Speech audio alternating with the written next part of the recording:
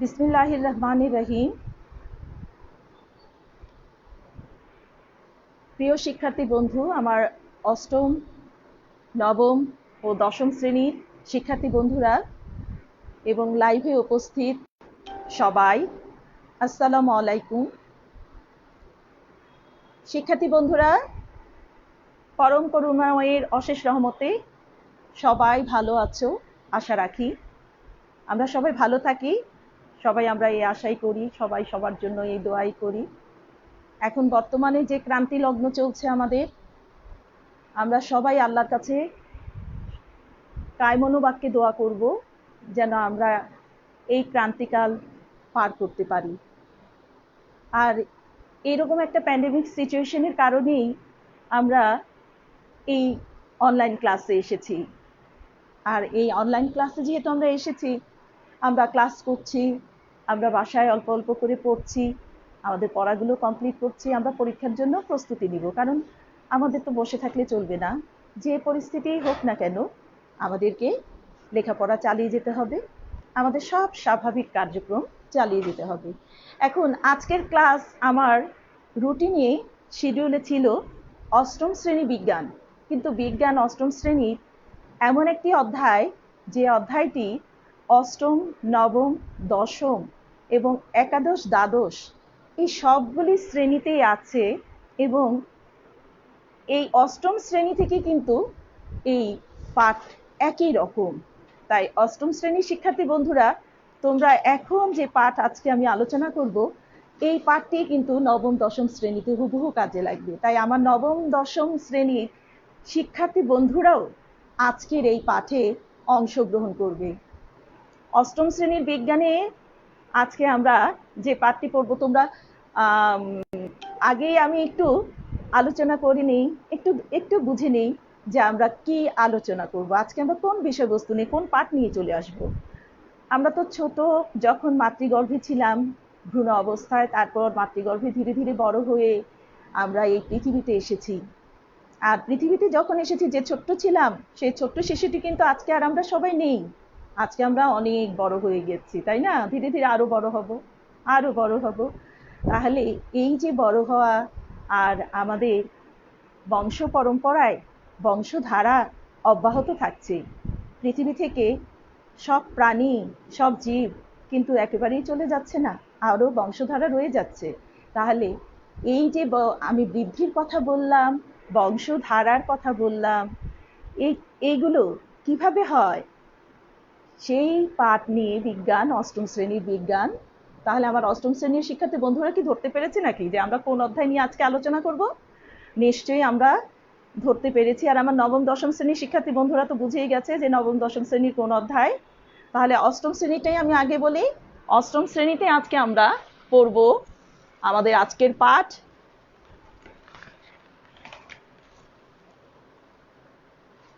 অষ্টম শ্রেণীতে হচ্ছে আমাদের আজকের পাঠ জীবের বৃদ্ধি ও বংশগতি। জীবের বৃদ্ধি ও বংশগতি। আর নবম, দশম শ্রেণীতে আমাদের আজকের পাঠ হচ্ছে কোষ বিভাজন। নবম, দশম শ্রেণীতে কোষ বিভাজন এবং অষ্টম শ্রেণীতে জীবের বৃদ্ধি ও বংশগতি। তাহলে আমরা চলে যাই আমাদের আজকের পাঠে। তাহলে শিক্ষার্থী বন্ধুরা, আমরা আজকে পড়ে এই অধ্যায়টি সম্পর্কে আমরা আলোচনা করে কি বুঝতে পারবো, কি শিখতে পারবো, সেই পাঠের উদ্দেশ্যটা একটু আগে জেনে নিই।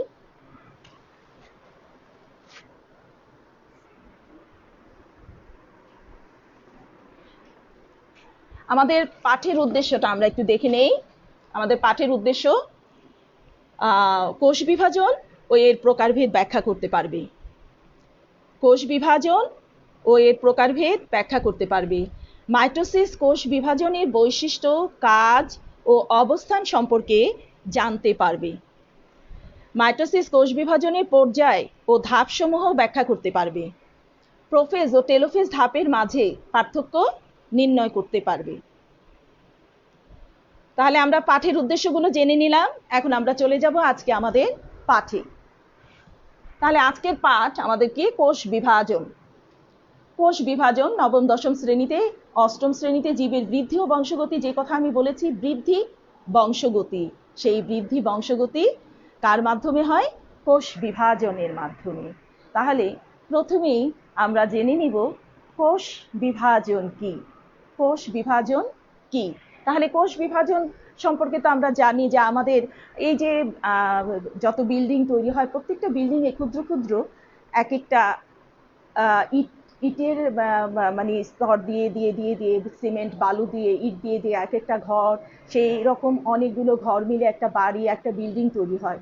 ঠিক আমাদের দেহটাও অসংখ্য অসংখ্য কোষের সমন্বয়ে তৈরি। প্রথমে একটা কোষ, মাতৃগর্ভে যখন আমরা আসি প্রথমে একটা কোষ থাকে যেটা জাইগোট। সেই একটা কোষ থেকে পরবর্তীতে বিভাজিত হয়ে হয়ে অসংখ্য কোষ হয়ে আমরা এত বড় বিশাল দেহী মানুষ, অন্যান্য প্রাণী, তারপর উদ্ভিদ এই বৃদ্ধি পেয়ে থাকে, বড় বড় বটবৃক্ষ থেকে শুরু করে যত বড় গাছ। তাহলে এই যে কোষ, এই কোষ কিভাবে বিভাজিত হয়, এই বিভাজনের মাধ্যমে কিভাবে আমাদের বৃদ্ধি হয়, কিভাবে বংশধারা অব্যাহত থাকে, তা নিয়ে আমাদের আজকের আলোচনা। তাহলে শিক্ষার্থী বন্ধুরা, প্রথমে কোষ বিভাজন কি তা কি আমরা জানবো না? সে সংজ্ঞাটা একটু জেনে নিই। কোষ বিভাজন কি? কোষ বিভাজন কি? তাহলে আমরা চলে যাই কোষ বিভাজনের সংজ্ঞায়।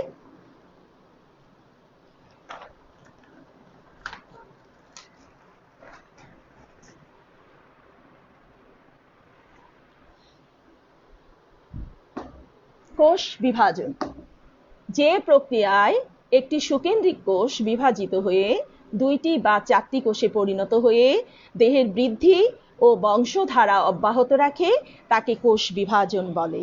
তাহলে কোষ বিভাজন মানে যে প্রক্রিয়া একটি সুকেন্দ্রিক, আমি যে সুকেন্দ্রিক কথাটা বলেছি এইটা একটু আমাদের খেয়াল রাখতে হবে। সুকেন্দ্রিক মানে হচ্ছে যেসব জীবের নিউক্লিয়াসে, যে নিউক্লিয়াসটা, যেসব জীবের কোষে নিউক্লিয়াসটা একেবারেই সুগঠিত, সেটা হচ্ছে সুকেন্দ্রিক। এবং সেই সুকেন্দ্রিক প্রকৃত কোষে কোষটা বিভাজিত হয়ে দুইটি বা চারটি কোষে, যে প্রক্রিয়ায় একটি সুকেন্দ্রিক কোষ বিভাজিত হয়ে দুইটি বা চারটি কোষে পরিণত হয়ে দেহের বৃদ্ধি ও বংশধারা অব্যাহত রাখে। কি অষ্টম শ্রেণীর আমার শিক্ষার্থী বন্ধুরা বুঝতে পেরেছো? দেহের বৃদ্ধি ও বংশধারা অব্যাহত রাখে তাকে কোষ বিভাজন বলে। আমি আবার বলছি, যে প্রক্রিয়ায় একটি সুকেন্দ্রিক কোষ বিভাজিত হয়ে দুইটি বা চারটি, দুইটি হচ্ছে মাইটোসিসে হবে, চারটি হবে মিওসিসে, দুইটি বা চারটি কোষে পরিণত হয়ে দেহের বৃদ্ধি ও বংশধারা অব্যাহত রাখে তাকে কোষ বিভাজন বলে। এখন এই কোষ বিভাজন প্রাণীর এবং উদ্ভিদে তোমার তিন ভাবে হয়ে থাকে, তিন ধরনের: অ্যামাইটোসিস কোষ বিভাজন, মাইটোসিস কোষ বিভাজন এবং মিওসিস কোষ বিভাজন। অ্যামাইটোসিস, মাইটোসিস এবং মিওসিস। তাহলে প্রথমেই আমরা চলে যাব অ্যামাইটোসিস কোষ বিভাজনে। অ্যামাইটোসিস কোষ বিভাজন, তো আমি নবম আর দশম শ্রেণীর শিক্ষার্থী বন্ধুদের উদ্দেশ্যে একটু বলছি, নবম দশম শ্রেণীতে অ্যামাইটোসিস কোষ বিভাজনটা নেই, আমরা কিন্তু অষ্টম শ্রেণীতে পড়ে আসছি, তাই আমরা অ্যামাইটোসিসকে রেখে দিব না। অ্যামাইটোসিস সম্পর্কেও কিন্তু আমরা জানবো, আমাদের নবম দশম শ্রেণীতে আমাদের বোর্ড পরীক্ষায় কিন্তু অ্যামাইটোসিস সম্পর্কেও কোশ্চেন আসে। তাই আমরা প্রথমে চলে যাই অ্যামাইটোসিস।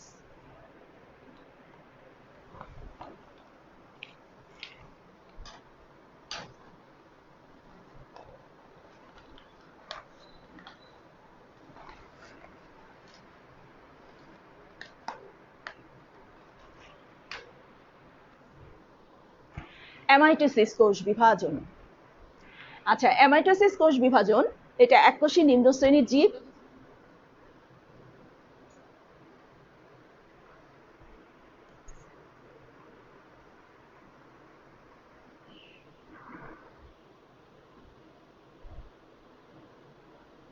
একটু শিক্ষার্থী বন্ধুরা,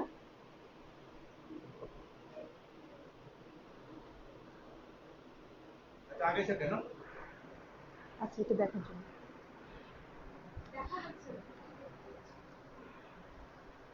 গেম বন্ধ করে আসো, বন্ধ করে আসো।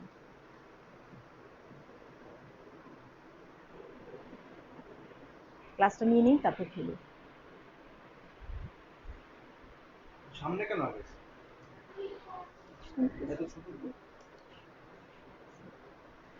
আচ্ছা, অ্যামাইটোসিস কোষ বিভাজন।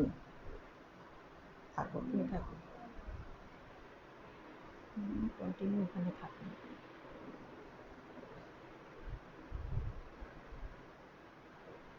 আচ্ছা, অ্যামাইটোসিস কোষ বিভাজন। অ্যামাইটোসিস কোষ বিভাজনটা আমরা অ্যামাইটোসিস কোষ বিভাজন হয় নিম্ন শ্রেণীর জীবে, যেসব জীবে নিউক্লিয়াস সুগঠিত না, প্রোক্যারিওটিক, প্রাককেন্দ্রিক, এবং ওদের একটাই মাত্র কোষ থাকে। তোমাদের কি বোর্ডের লেখা তারপর আমার সাউন্ড ক্লিয়ার আছে? একটু তোমরা রেসপন্স করো তো, বোর্ডের লেখা সাউন্ড ক্লিয়ার আছে কিনা, তুমি ওইটা প্রিন্ট আউট করে আসো। তোমরা রেসপন্স করো প্লিজ, বোর্ডের লেখা সাউন্ড ক্লিয়ার আছে কিনা।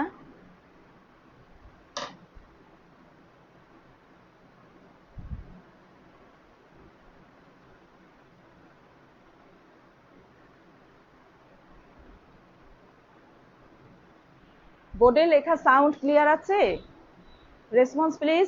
এটা অফ করে আসুন। ঠিক আছে, থাকো।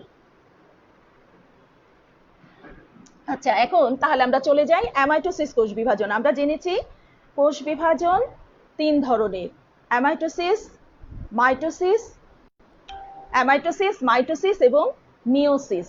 তাহলে আমরা চলে যাব অ্যামাইটোসিস। আমি বলেছি যে অ্যামাইটোসিস আমরা সবসময় জানবো, কারণ অ্যামাইটোসিসটা ঘটে নিম্ন শ্রেণীর জীবে যাদের নিউক্লিয়াস সুগঠিত নয়, নিউক্লিয়াসটি সুগঠিত নয় এবং এককোষী।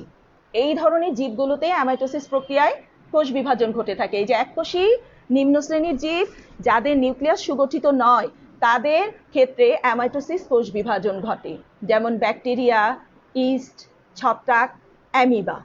এখন এই অ্যামাইটোসিস কোষ বিভাজনটা কিভাবে ঘটে তা আমরা একটু দেখি। অ্যামাইটোসিস কোষ বিভাজনটায় একটা নিউক্লিয়াসটা এই যে কোষের ভিতরে এই যে নিউক্লিয়াস, এই নিউক্লিয়াস আর চারপাশে আছে সাইটোপ্লাজম। এই নিউক্লিয়াসটা একেবারে লম্বা আকার ধারণ করে ডাম্বেল আকার ধারণ করে। ডাম্বেল মানে হচ্ছে মাঝখানতে সরু থাকে আর দুই পাশে মোটা থাকে, দুই পাশে মোটা হয়ে যায়, মাঝখানটি থাকে সরু, এটাকে বলা হয় ডাম্বেল আকার। এবং পাশাপাশি সাইটোপ্লাজমের মাঝে সাইটোপ্লাজম সহ কোষ পর্দাটাও দুই পাশে ভিতরের দিকে চলে যায় এবং চলে গিয়ে একত্রে মিলিত হয়ে সরাসরি দুইটা কোষে পরিণত হয়ে যায়। দেখো সাইটোপ্লাজমটাও আলাদা হয়ে যায়, এখানে দেখো যে সাইটোপ্লাজম কোষ পর্দা দিয়ে আলাদা হচ্ছে, আর এখানে সরাসরি সাইটোপ্লাজম সহ নিউক্লিয়াসটা দুই ভাগে ভাগ হয়ে গেছে। তাহলে এখানে অ্যামাইটোসিস প্রক্রিয়া আমরা দেখতেই পাচ্ছি, নিউক্লিয়াসটা প্রথমে লম্বা আকার ধারণ করে ডাম্বেলের আকৃতি নেয়। ডাম্বেল মানে হচ্ছে মাঝখানটি সরু, দুই প্রান্ত মোটা হয়, আর এর সাথে সাথে সাইটোপ্লাজম কোষ পর্দাও ভিতরের দিকে চলে যায় খাঁজের সৃষ্টি করে, এবং এক পর্যায়ে সাইটোপ্লাজম সহ কোষ পর্দা আলাদা হয়ে সরাসরি দুটি কোষে পরিণত হয়ে যায়। তাহলে আমরা দেখতে পেলাম অ্যামাইটোসিস কোষ বিভাজন কাদের ঘটে? ব্যাকটেরিয়া, ইস্ট, ছত্রাক, অ্যামিবা, যারা এককোষী, যারা নিম্ন শ্রেণীর, অর্থাৎ যাদের দেহে সুগঠিত নিউক্লিয়াস নেই, আমরা মনে রাখবো। এখন তাহলে এই বৈশিষ্ট্যগুলো আবার একটু আমরা ভালো করে দেখে নেই। নিউক্লিয়াসটি ডাম্বেলের আকার ধারণ করে, মাঝ বরাবর সংকুচিত হয় এবং পরস্পর থেকে বিচ্ছিন্ন হয়ে দুইটি অপত্য নিউক্লিয়াস গঠন করে। এই যে পরস্পর থেকে বিচ্ছিন্ন হয়ে একেবারে দুটো অপত্য নিউক্লিয়াস গঠন করে, আর একই সময়ে সাইটোপ্লাজম ও মাঝ বরাবর সংকুচিত হয়ে যায়, সাইটোপ্লাজমটাও মাঝ বরাবর সংকুচিত হয়ে দুটি কোষে পরিণত হয়ে যায়। আর এখানে মাতৃকোষের নিউক্লিয়াস এবং সাইটোপ্লাজম, মাতৃকোষের নিউক্লিয়াস আর সাইটোপ্লাজম সরাসরি বিভক্ত হয়ে দুইটি কোষ সৃষ্টি করে, সেই জন্য এটাকে, এই অ্যামাইটোসিস কোষ বিভাজনকে প্রত্যক্ষ কোষ বিভাজন বলে। সুপ্রিয় শিক্ষার্থী বন্ধুরা, এই প্রশ্নটা আসে যে প্রত্যক্ষ কোষ বিভাজন কাকে বলে? অ্যামাইটোসিস কোষ বিভাজনকে প্রত্যক্ষ কোষ বিভাজন বলে, কারণ এখানে নিউক্লিয়াস এবং সাইটোপ্লাজম সরাসরি দুটো কোষে পরিণত হয়ে যায়, সেই জন্য এটাকে বলা হয় প্রত্যক্ষ কোষ বিভাজন। শিক্ষার্থী বন্ধুরা, তোমাদের যদি কোনো সমস্যা থাকে তাহলে আমাকে জানাবে। স্পষ্ট দেখতে পাচ্ছ তো? আচ্ছা, তাহলে অ্যামাইটোসিস আমরা জানলাম, এখন আমরা চলে যাব মাইটোসিস। কি কোষ বিভাজন? মাইটোসিস কোষ বিভাজন।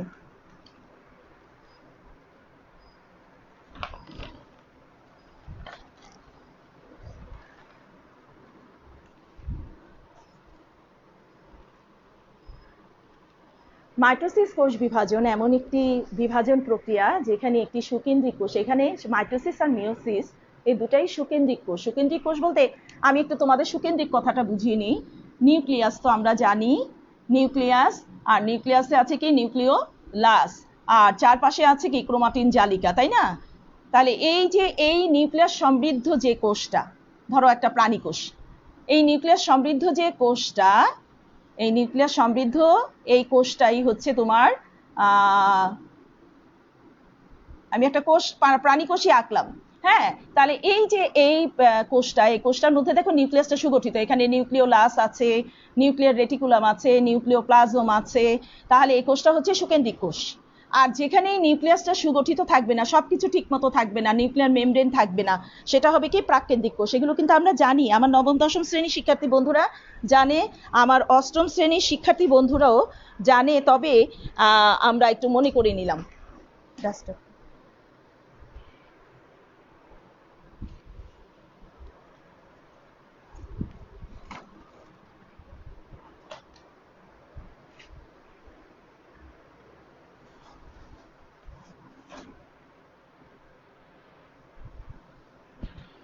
আচ্ছা, তাহলে আমরা সুকেন্দ্রিক কোষটা সম্পর্কে জানলাম। তাহলে একটু যে বিভাজন প্রক্রিয়ায় একটি সুকেন্দ্রিক কোষ বিভাজিত হয়ে সমগুণ সম্পন্ন সম আকৃতির দুটি কোষ সৃষ্টি করে জীবের বৃদ্ধি অব্যাহত রাখে, তাকে কি বলে? মাইটোসিস কোষ বিভাজন। তাহলে এই যে একটা কোষ, আর এই একটা থেকে মাইটোসিসে হবে দুটি। মাইটোসিসে কয়টি হবে? আমি এক সমান করেই আঁকি, যেহেতু বলেছি সম আকৃতির। আমরা সম আকৃতির দুটি কোষ আঁকলাম। এখন যে বিভাজন প্রক্রিয়ায় একটি সুকেন্দ্রিক কোষ সম আকৃতির এবং সমগুণ সম্পন্ন সম সংখ্যক ক্রোমোজোম বিশিষ্ট। এখন তোমরা দেখো এখানে আমি কয়টা ক্রোমোজোম আঁকলাম? 4টি। তাহলে এখানেও ওই একই সংখ্যক ক্রোমোজোম তৈরি হবে। এটা হচ্ছে মাতৃকোষ, এটা মাতৃকোষ। আর এই মাতৃকোষ থেকেই পরবর্তীতে দুটা কি কোষ সৃষ্টি হয়েছে? অপত্য কোষ, ডটার সেল। মাদার সেল থেকে দুটো অপত্য ডটার সেল, যেটাকে বাংলায় বলা হয় অপত্য কোষ সৃষ্টি হলো। এখন তাহলে তোমরা দেখতেই পাচ্ছ একটা কোষ থেকে প্রথম কন্ডিশন মাইটোসিসে একটা কোষ বিভাজিত হয়ে দুটা কোষ হবে। দ্বিতীয় কন্ডিশন হচ্ছে সম আকৃতির, সমগুণ সম্পন্ন এবং সমসংখ্যক ক্রোমোজোম বিশিষ্ট। ঠিক আছে, সমসংখ্যক ক্রোমোজোম বিশিষ্ট দুটি কোষ যেখানে সৃষ্টি হবে সেটাই কি? মাইটোসিস কোষ বিভাজন। তাহলে সংজ্ঞাটা আবার একটু ক্লিয়ার করি, যে কোষ বিভাজন প্রক্রিয়ায় একটি সুকেন্দ্রিক কোষ বিভাজিত হয়ে সম আকৃতির, সমগুণ সম্পন্ন, সমসংখ্যক ক্রোমোজোম বিশিষ্ট দুইটি কোষে সৃষ্টি করে, তাকে মাইটোসিস কোষ বিভাজন বলে। এখন আমরা এই মাইটোসিস কোষ বিভাজন সম্পর্কে একেবারে বিস্তৃত আজকে আমরা আলোচনা করব আজকের ক্লাসে। এবং মাইটোসিস তো আমরা আলোচনা করলামই, মাইটোসিস একটা ধারাবাহিক জটিল প্রক্রিয়া। এই মাইটোসিসের ধাপ, পর্যায়, এগুলো সব আমরা এখন আলোচনা করব। নেক্সট ক্লাসে আমরা মিওসিসে চলে যাব। তাহলে এই মাইটোসিস কোষ বিভাজনের বৈশিষ্ট্যে আমরা চলে যাই, মাইটোসিস কোষ বিভাজনের ধাপে আমরা চলে যাই।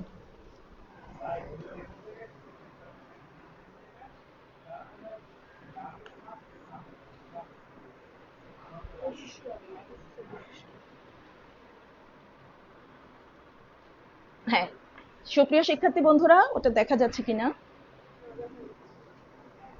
আসছে এটা? আচ্ছা, এখানেই দিই, আমি পরে ওখানে নিয়ে যাব।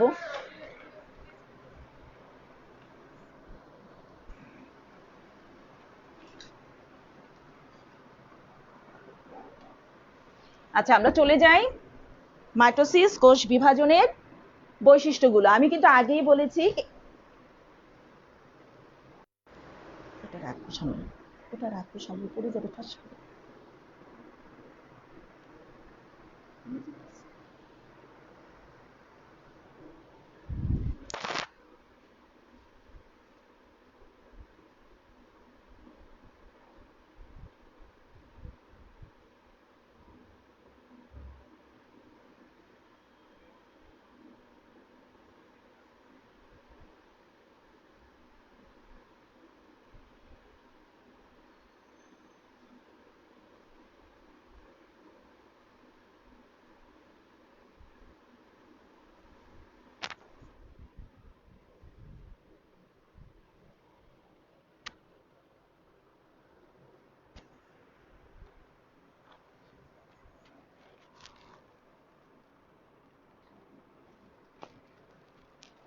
আচ্ছা, আমরা মাইটোসিস কোষ বিভাজন সম্পর্কে আমরা জেনেছি যে একটা কোষ বিভাজিত হয়ে দুটি অপত্য কোষ সৃষ্টি করে এবং সেই অপত্য কোষের ক্রোমোজোম সংখ্যা, গঠন, গুণাগুণ একেবারেই মাতৃকোষের সমসংখ্যক মাতৃকোষের সমান হয়ে থাকে। তাহলে আমরা দেখি মাতৃকোষটি বিভাজিত হয়ে মাইটোসিস কোষ বিভাজনের বৈশিষ্ট্য।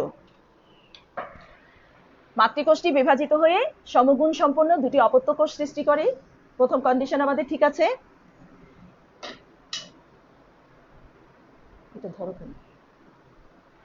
এবং এই প্রক্রিয়ায় মাতৃকোষের নিউক্লিয়াস ও ক্রোমোজোমের বিভাজন ঘটে মাত্র একবার। মাতৃকোষের নিউক্লিয়াস এবং ক্রোমোজোমের বিভাজন ঘটে মাত্র এখানে একবার। এই কথাটা একটু আমরা দেখি। এই যে ছবিতে দেখো যে এখানে নিউক্লিয়াস এবং ক্রোমোজোম এদের বিভাজন কিন্তু একবারই ঘটেছে, একবারই ঘটে। এই কথাগুলো আমরা মনে রাখবো। মাইটোসিস কোষ বিভাজনে নিউক্লিয়াস এবং ক্রোমোজোমের বিভাজন দুটারই বিভাজন ঘটে একবার। তাহলে 3 নম্বর বৈশিষ্ট্য, এই ধরনের বিভাজন মাতৃকোষের ক্রোমোজোম সংখ্যা, এই ধরনের বিভাজনে মাতৃকোষের ক্রোমোজোম সংখ্যা, গঠন, গুণাগুণ সব অপত্য কোষের গঠন সংখ্যা, এই ধরনের বিভাজনে মাতৃকোষের ক্রোমোজোমের সংখ্যা অপত্য কোষের ক্রোমোজোমের সংখ্যা সমান থাকে। মানে অপত্য কোষের যে ক্রোমোজোম সংখ্যা, গঠন, গুণাগুণটা হুবহু মাতৃকোষের সমান থাকে। তাই মাইটোসিস কোষ বিভাজনকে ইকুয়েশনাল ডিভিশন বা সমীকরণিক বিভাজন বলা হয়ে থাকে। আর মাইটোসিস কোষ বিভাজন ঘটে আমাদের দেহকোষে, জীবের দেহকোষে, দেহের কোষে। আর মাইটোসিস কোষ বিভাজনের ফলে প্রাণী ও উদ্ভিদ দৈর্ঘ্যে ও প্রস্থে বৃদ্ধি পায়। যেমন আমরা ছোট্ট শিশু থেকে আজকে কত বড়, এই যে লম্বা হই, উদ্ভিদরা গাছপালা বড় হয়, এই দৈর্ঘ্যে ও প্রস্থে বৃদ্ধি প্রাপ্ত হয় এই মাইটোসিস কোষ বিভাজনেরই কারণে। তাহলে আমরা দেখতে পেলাম, আর এই মাইটোসিস কোষ বিভাজন কোথায় ঘটে? জীবের দেহকোষে ঘটে। আমরা এই বৈশিষ্ট্যগুলো খুব ভালো করে মনে রাখবো। আমি বলেছি কিন্তু অষ্টম, নবম, দশম প্রত্যেকটা ক্লাসেই খুব গুরুত্বপূর্ণ এই চ্যাপ্টার, এবং এই চ্যাপ্টার থেকে প্রতি বছরই প্রশ্ন হয়, জেএসসিতেও হয়, নবম দশমের বোর্ড পরীক্ষাতেও, এসএসসি পরীক্ষাতেও হয়। এখন তাহলে এই মাইটোসিস কোষ বিভাজন কিভাবে ঘটে তা এখন আমরা পড়ব। তাহলে মাইটোসিস কোষ বিভাজনের শুরুতে, মাইটোসিস কোষ বিভাজনের শুরুতে নিউক্লিয়াসটা বিভাজিত হয়। আর নিউক্লিয়াসের বিভাজনটা ধারাবাহিক প্রক্রিয়ায় কয়েকটা ধাপে সম্পন্ন হয়, কয়েকটা ধাপে, এবং সেই ধাপগুলো সম্পর্কে আজকে আমরা জানব। আর শেষ ধাপে গিয়ে সাইটোপ্লাজমেরও বিভাজন ঘটে। তাহলে এই যে শুরুতে মাইটোসিস কোষ বিভাজন, নিউক্লিয়াসের বিভাজন শুরু হয়, তাকে কি বলে? শেষে গিয়ে সাইটোপ্লাজমের বিভাজন ঘটে, তাকে কি বলে? তারপরে কোষ বিভাজন শুরুর সময়ে কিন্তু এদের এক ধাপ থেকে আরেক ধাপে যাওয়ার পথে কিছু প্রস্তুতিমূলক কাজ করতে হয়। যেমন আমরা কোনো কাজ করতে গেলে আগে একটু প্রিপারেশন নেই।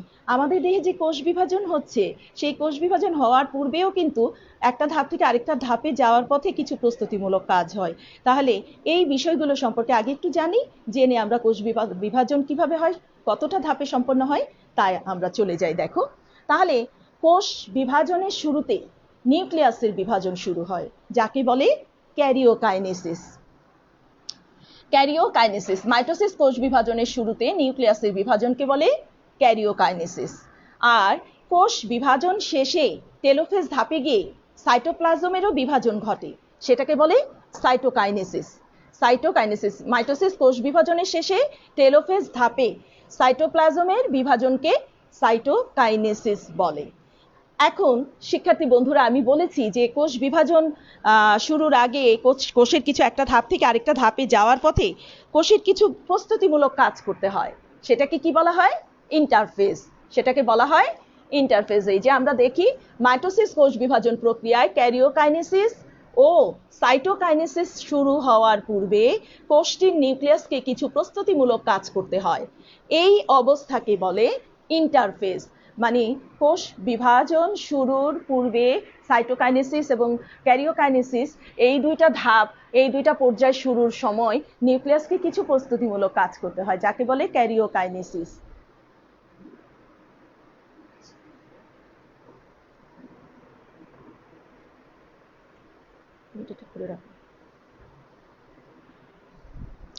আচ্ছা, তাহলে এখন আমরা মাইটোসিস কোষ বিভাজনের ধাপ কয়টি, সেই ধাপে আমরা চলে যাব।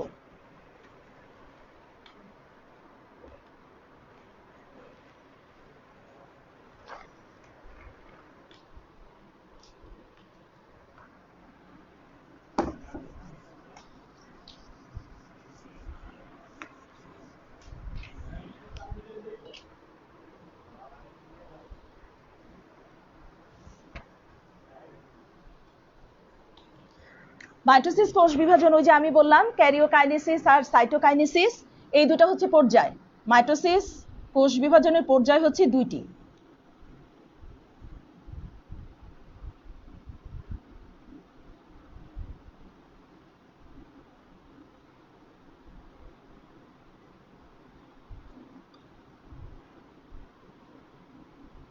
দুইটি পর্যায়ে ঘটে। সেই পর্যায় দুটি হচ্ছে, আমরা কিন্তু খুব করে মনে রাখবো, পর্যায় দুটি হচ্ছে এক কে ক্যারিওকাইনেসিস, এক ক্যারিওকাইনেসিস আর দুই সাইটোকাইনেসিস। আমি কিন্তু আগেই বলেছি দুই সাইটোকাইনেসিস, সাইটোকাইনেসিস। এখন ওই যে বলেছি এই ক্যারিওকাইনেসিস আর সাইটোকাইনেসিস কোষ বিভাজন শুরু যখন হবে, নিউক্লিয়াসের বিভাজনটা হবে, সেটা হবে ক্যারিওকাইনেসিস। আর শেষে গিয়ে টেলোফেজ ধাপে গিয়ে যখন সাইটোপ্লাজমও বিভাজিত হয়ে দুটা কোষ হয়ে যাবে, সেটা হবে সাইটোকাইনেসিস। আর এই দুইটা পর্যায়ে শুরু আগে কোষের নিউক্লিয়াসে যে প্রস্তুতিমূলক কাজ করতে হয় সেটাকে বলে ইন্টারফেজ। সেটাকে কি বলে? ইন্টারফেজ। ইন্টারফেজ। আচ্ছা, এটা 3 নাম্বার না, এটা হচ্ছে ইন্টারফেজ, একটা দশা। এখন এই মাইটোসিস কোষ বিভাজন ধাপ, এটা হচ্ছে পর্যায়। পর্যায় হচ্ছে দুইটি আর 5টি ধাপে সম্পন্ন হয়। কয়টি ধাপে সম্পন্ন হয়? 5টি ধাপে। সুপ্রিয় শিক্ষার্থী বন্ধুরা, কোনো সমস্যা থাকলে আমাকে বলবে। এক প্রোফেজ, ঠিক আছে কিনা,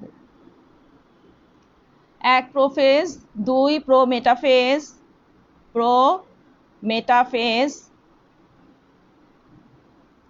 তিন মেটাফেজ,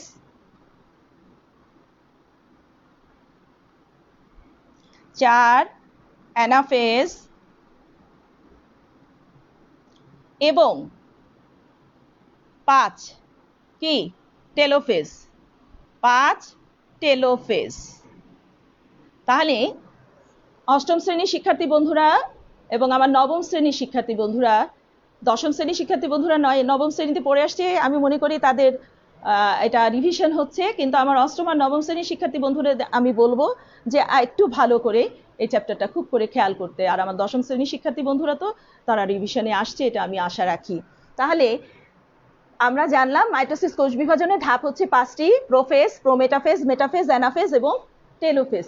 তাহলে চলো শিক্ষার্থী বন্ধুরা আমরা সেই ধাপগুলোতে চলে যাই, চিত্র সহ একটু বুঝে নিই, খুব মনোযোগের সাথে একটু বুঝবো। আর আজকে কিন্তু আমি বলিনি বইয়ের কথা, কলমের কথা, খাতার কথা। একটু যদি কাছে বই খাতা কলম থাকে খুব ভালো হয়, কাছে নিয়ে বসি, আমরা মনোযোগের সাথে ক্লাসটা আমরা খেয়াল করি। তাহলে আমরা এখন চলে যাব প্রোফেজে।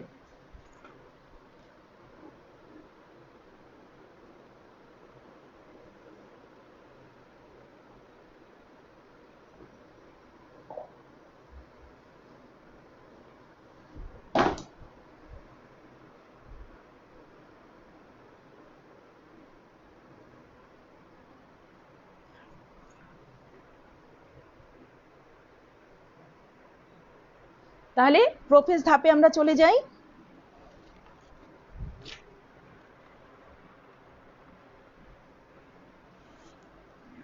প্রোফেজ ধাপে শিক্ষার্থী বন্ধুরা দেখো, আমরা উদ্ভিদেরও ছবি এখানে এঁকেছি, এখানে প্রাণীর।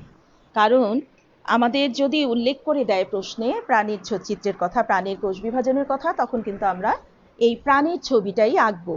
আর যদি আমাদের উল্লেখ করে দেয় উদ্ভিদের কথা, তাহলে আমরা উদ্ভিদেরটা আঁকবো। আর যদি কোনো উল্লেখ না থাকে উদ্ভিদ প্রাণী, তাহলে আমরা যে কোনো একটা চিত্র আঁকলেই হবে বর্ণনার সাথে। তাহলে আমরা চলে যাই প্রোফেজ ধাপে। আমরা জেনেছি মাইটোসিস কোষ বিভাজন 5টি ধাপে সম্পন্ন হয়। প্রথম ধাপটি হচ্ছে প্রোফেজ। তাহলে প্রোফেজ ধাপে দেখো নিউক্লিয়াসটি আকারে বড় হয়, নিউক্লিয়াসটি আকারে বড় হয় এবং নিউক্লিয়াসের যে নিউক্লিয়ার রেটিকুলাম, যখন এটা সরু হয়ে প্রসারিত হয়ে থাকে তখন এটাকে বলা হয় নিউক্লিয়ার রেটিকুলাম, কারণ অনেক পানি পেয়ে এটা সরু প্রসারিত হয়ে থাকে। আর যখন পানি হ্রাস পায় তখন এটা সংকুচিত হয়ে খাটো মোটা হয়, তখন এটাকে বলা হয় ক্রোমোজোম বা ক্রোমাটিড। আমরা কিন্তু নিউক্লিয়ার রেটিকুলাম আর ক্রোমাটিড বা ক্রোমোজোম কিন্তু একই বস্তু, অবস্থা ভেদে নাম ভিন্ন, অবস্থা ভেদে নাম ভিন্ন। যখন নাকি পানি পেয়ে সরু হয়ে লম্বা হয়ে প্রসারিত হয়ে থাকে তখন বলা হয় নিউক্লিয়ার রেটিকুলাম। হ্যাঁ, আর যখন নাকি খাটো হয়ে মোটা হয় তখন বলা হয় ক্রোমোজোম বা ক্রোমাটিড। এই যে দেখো, ক্রোমোজোম বা ক্রোমাটিড। তাহলে আমরা একটু চলে যাই, কি হয় প্রথমে প্রোফেজ ধাপে নিউক্লিয়াসটি আকারে বড় হয়। এই যে আমরা প্রাণীকোষেরটা দেখি, নিউক্লিয়াসটি আকারে বড় হয় এবং নিউক্লিয়াসটা থেকে পানিটা হ্রাস পেতে থাকে, চলে যেতে থাকে। তখন ক্রোমোজোমগুলো সংকুচিত হয়ে দেখো দ্বিতীয় ধাপে খাটো মোটা হয়েছে কিছুটা, আর ওই যে তৃতীয় ধাপে দেখো আরো বেশি খাটো মোটা হয়ে গেছে, সংকুচিত হয়ে খাটো মোটা হয়। তখন এদেরকে অণুবীক্ষণ যন্ত্রে দেখা সম্ভব হয়। আর এখানে ক্রোমাটিডগুলো লম্বালম্বিভাবে দুভাবে বিভক্ত হয়ে যায়, কিন্তু সেন্ট্রোমিয়ারগুলো এখানে বিভক্ত হয় না। সেন্ট্রোমিয়ারগুলো আমার ক্লাস 8-এর শিক্ষার্থী বন্ধুদের আমি একটু বলছি। সেন্ট্রোমিয়ার হচ্ছে এই যে একটু দেখাচ্ছি।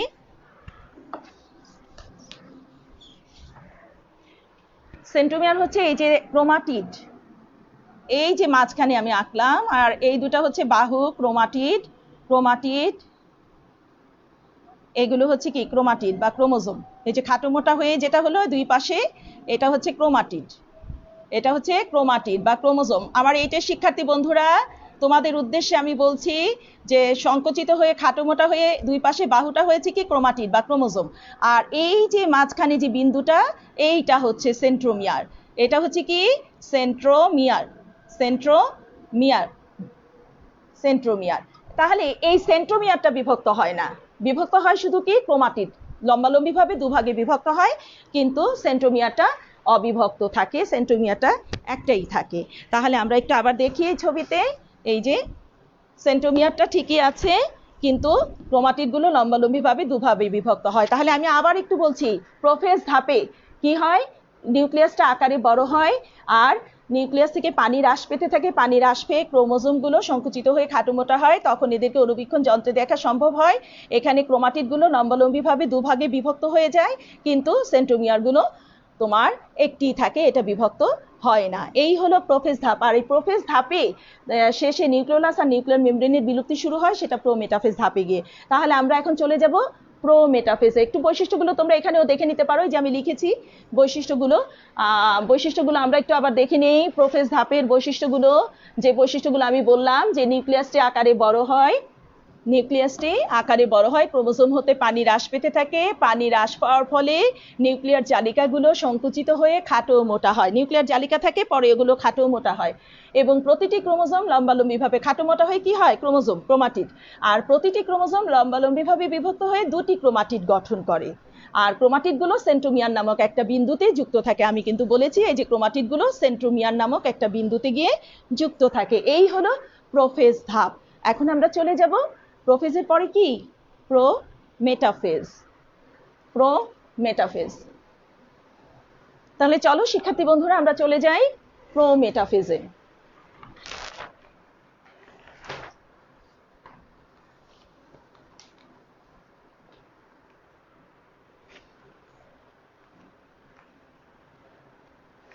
প্রোমেটাফেজ,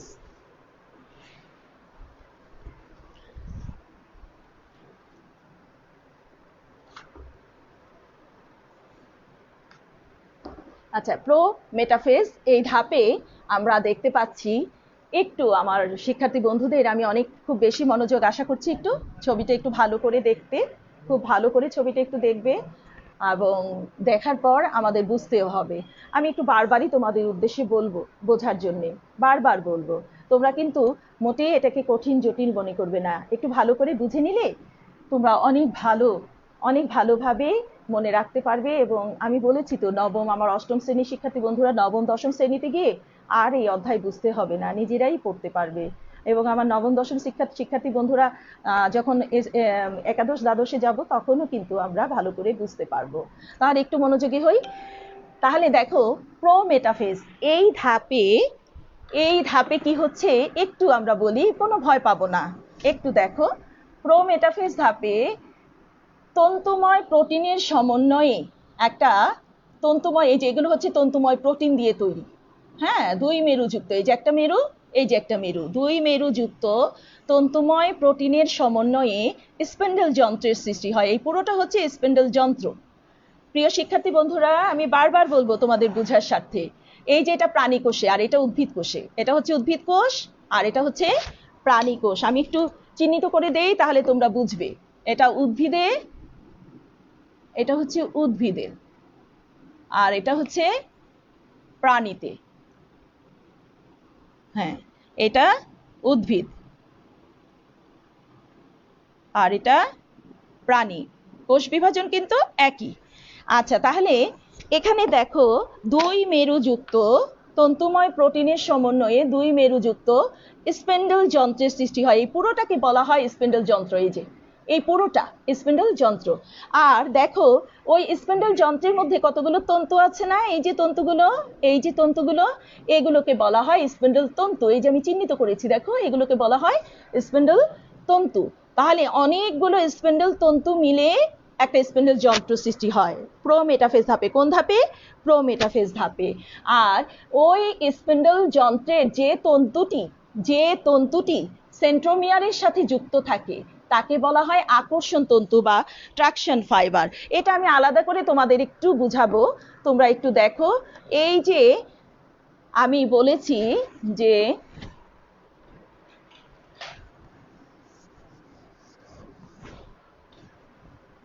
এখানে মনে করো আমি এই যে ট্রাকশন ফাইবার আঁকছি, তন্তু স্পেন্ডেল তন্তু আঁকতেছি। হ্যাঁ, স্পেন্ডেল তন্তু, এই যে স্পেন্ডেল তন্তু, এই স্পেন্ডেল তন্তুর সাথে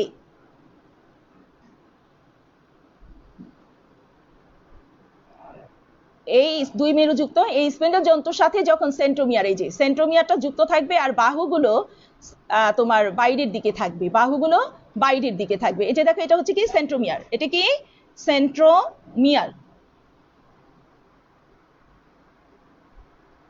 আর এটা হচ্ছে ক্রোমাটিড, এটা হচ্ছে ক্রোমাটিড। তাহলে এই যে সেন্ট্রোমিয়ারটা যে স্পেন্ডেল তন্তুর সাথে যুক্ত থাকে, সেই স্পেন্ডেল তন্তুটাকে বলা হয় আকর্ষণ তন্তু। সেই স্পেন্ডেল তন্তুটাকে কি বলা হয়? আকর্ষণ তন্তু। বুঝতে পারলাম যে স্পেন্ডেল যন্ত্রের যে তন্তুটি সেন্ট্রোমিয়ারের সাথে, এই যে সেন্ট্রোমিয়ারের সাথে যুক্ত থাকে, সেন্ট্রোমিয়ারের সাথে যুক্ত থাকে তাকে বলা হয় আকর্ষণ তন্তু বা ট্রাকশন ফাইবার। আকর্ষণ তন্তু বা ট্রাকশন ফাইবার। আর যে তন্তুটি ক্রোমোজোমের সাথে, বাহুর সাথে ক্রোমোজোমের সাথে যুক্ত থাকে, মানে ইসের সাথে না, ক্রোমোজোমের সাথে যুক্ত থাকে তাকে বলা হয় ক্রোমোজোমাল তন্তু। তাকে কি বলা হয়? ক্রোমোজোমাল তন্তু। ক্রোমোজোমাল তন্তু, ক্রোমোজোমাল তন্তু। তাহলে আমরা এই ছবিতে দেখি যে আকর্ষণ তন্তু এবং ক্রোমোজোমাল তন্তু আমরা দুটোই দেখলাম। তাহলে এখন ছবিতে চলে যাই, আমরা চিত্রে চলে যাই। যে বলেছি যে প্রোমেটাফেজ ধাপে দুই মেরুযুক্ত তন্তুময় প্রোটিনের সমন্বয়ে স্পেন্ডেল যন্ত্রের সৃষ্টি হয়। স্পেন্ডেল যন্ত্রের প্রতিটি তন্তুকে বলা হয় স্পেন্ডেল তন্তু। আর এই স্পেন্ডেল যন্ত্রের যে তন্তুটি সেন্ট্রোমিয়ারের সাথে, দেখো এই যে সেন্ট্রোমিয়ারের সাথে যুক্ত আছে, তাই এই তন্তুটিকে বলা হয়েছে, দেখো আকর্ষণ তন্তু, এই যে চিহ্নিত করা হয়েছে, যে এটাও সেন্ট্রোমিয়ারের সাথে যুক্ত, তাই এই তন্তুটি হচ্ছে আকর্ষণ তন্তু, এই যে আকর্ষণ তন্তু। আর যে তন্তুটি ক্রোমোজোমের সাথে যুক্ত, এই যে ক্রোমোজোমের সাথে যুক্ত, তাকে বলা হয় ক্রোমোজোমাল তন্তু। এই যে ক্রোমোজোমের সাথে যুক্ত তাকে বলা হয় ক্রোমোজোমাল তন্তু। আর এই প্রোমেটাফেজ ধাপে গিয়ে তোমার নিউক্লিয়ার মেমব্রেন, দেখো এই যে নিউক্লিয়ার মেমব্রেন বিলুপ্ত হয়ে যাচ্ছে, নিউক্লিয়ার মেমব্রেন এবং নিউক্লিওলাস বিলুপ্ত হতে শুরু করে, মানে বিলুপ্ত হয়ে যায়, প্রায় বিলুপ্ত হতে থাকে, পুরোপুরি হয় না, প্রায় বিলুপ্ত হয়ে যায়। এই যে প্রাণী কোষেও দেখো তোমার নিউক্লিওলাস, নিউক্লিয়ার মেমব্রেন তোমার বিলুপ্ত হতে শুরু করে। এবং এখানে প্রাণী কোষের বেলায় তোমার সেন্ট্রিওল থেকে অ্যাস্টার রে উৎপাদন হয়। এই যে অ্যাস্টার রে, প্রাণী কোষে সেন্ট্রিওল, দুই মেরুতে দুইটা সেন্ট্রিওল চলে যায় এবং সেন্ট্রিওল থেকে অ্যাস্টার রে উৎপাদন হয়। আমি আশা রাখি আমার শিক্ষার্থী বন্ধুরা, অষ্টম, নবম, দশম শ্রেণীর শিক্ষার্থী বন্ধুরা খুব ভালো করেই বুঝতে পারছো। একটু মনোযোগী হতে হবে আমাদের। তাহলে আমরা আবারও বলছি, প্রোমেটাফেজ ধাপে দুই মেরুযুক্ত তন্তুময় প্রোটিনের সমন্বয়ে স্পেন্ডেল যন্ত্রের সৃষ্টি হয়। স্পেন্ডেল যন্ত্রের প্রতিটি তন্তুকে বলা হয় স্পেন্ডেল তন্তু। আর স্পেন্ডেল যন্ত্রের যে তন্তুটি সেন্ট্রোমিয়ারের সাথে যুক্ত তাকে বলা হয় আকর্ষণ তন্তু বা ট্রাকশন ফাইবার। আর যে তন্তুটি ক্রোমোজোমের সাথে যুক্ত তাকে বলা হয় ক্রোমোজোমাল তন্তু। আর এই যে প্রাণীকোষে সেন্ট্রিওল দুটো দুই মেরুতে চলে যায় এবং অ্যাস্টার রে উৎপাদন করে দুই মেরুতে গিয়ে, এবং ওই অ্যাস্টার রে কোষ বিভাজনে গুরুত্বপূর্ণ ভূমিকা, কোষ বিভাজনকে উদ্দীপিত করে। আর এই প্রোমেটাফেজ ধাপে তোমার নিউক্লিয়ার মেমব্রেন এবং নিউক্লিওলাস প্রায় বিলুপ্ত হয়ে যায়। এখন আমরা তাহলে এই বৈশিষ্ট্যগুলো একটু আবার দেখব। এই যে বৈশিষ্ট্য, সুন্দর করে ওই একই বৈশিষ্ট্য আমি যা বলেছি সবই এখানে লেখা আছে। প্রোমেটাফেজ ধাপের বৈশিষ্ট্যগুলো আমরা একটু দেখে নেই, বৈশিষ্ট্যগুলো একটু ভালো করে দেখে নেই। প্রোমেটাফেজ তন্তুময় প্রোটিনের সমন্বয়ে দুই মেরু বিশিষ্ট স্পিন্ডেল যন্ত্রের সৃষ্টি হয়। স্পিন্ডেল যন্ত্রের প্রতিটি তন্তুকে স্পিন্ডেল তন্তু বলে। আর স্পিন্ডেল যন্ত্রের যে তন্তুটি ক্রোমাটিডের সেন্ট্রোমিয়ারের সাথে যুক্ত থাকে তাকে আকর্ষণ তন্তু বা ট্রাকশন ফাইবার বলে, আমি কিন্তু দেখিয়েছি চিত্রে। আর যে তন্তুটি ক্রোমোজোমের সাথে যুক্ত থাকে তাকে ক্রোমোজোমাল তন্তু বলে। আর এই ধাপে নিউক্লিওলাস ও নিউক্লিয়ার মেমব্রেনের বিলুপ্তি ঘটতে থাকে। প্রাণীকোষে সেন্ট্রিওল দুটি দুই মেরুতে অবস্থান করে ও চারদিক থেকে অ্যাস্টার রে বিচ্ছুরিত করে, যেটা নাকি কোষ বিভাজনকে উদ্দীপিত করে, কোষ বিভাজনে সাহায্য করে। তাহলে আমরা এখন চলে যাব আমরা মেটাফেজ ধাপে।